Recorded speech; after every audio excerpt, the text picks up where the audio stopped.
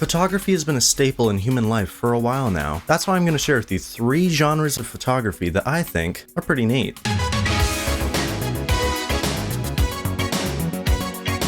The goal of architectural photography is capturing photographs of buildings and similar architectural structures that are both aesthetically pleasing and accurate in terms of representing the culture and way of life in that area. Let's take a look at some examples. These are used to get some pretty interesting photos, as they can outline the symmetry, look, and feel of a building. It's also used as a way to honor those who spent large chunks of their lives working on these magnificent structures. It's also used to show the magnificence of our modern world. Use a variety of different angles to uncover things people wouldn't normally see. So use a narrow aperture and an ISO of about 100. Shoot in a variety of weather conditions and times of day to establish a certain mood and complement the color of the architecture. Include humans or something humans can relate to so it gives a sense of scale in the photo. Use post-processing tools like Photoshop to really make the photo shine.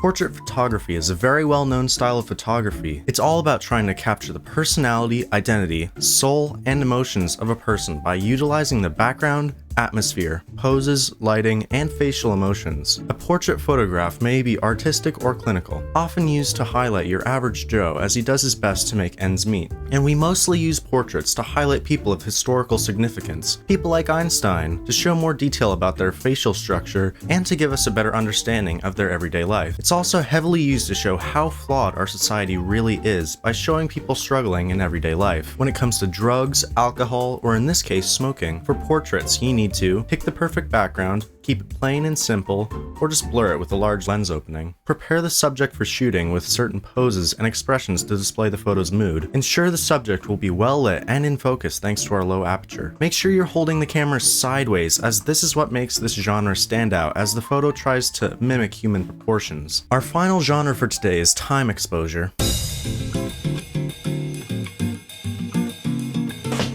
Time exposure photography involves using a long-duration shutter speed to sharply capture the stationary elements of images while blurring the moving elements. The resulting image captures the trail of moving objects in front of the camera while showing still elements razor sharp. Star trail photography shows how we can manipulate the light of ancient celestial bodies to produce otherworldly, impossibly breathtaking images, or to convey a deep emotional upbringing through facial expressions and certain light patterns, or to further show the beauty in our world by slowing things down a little bit. Some tips and tricks for this method is to invest in a tripod. It stabilizes the camera as it shoots over a span of several seconds. Set the camera to manual or bulb mode so you have complete control over the settings, which is something you should do for all of these things, by the way. Keep track of the weather and the environment you're shooting in, and have the lowest ISO possible to really make the light stand out, as having higher ISO will make the photo more grainy. I hope you found these genres of photography as interesting as I do. Bye!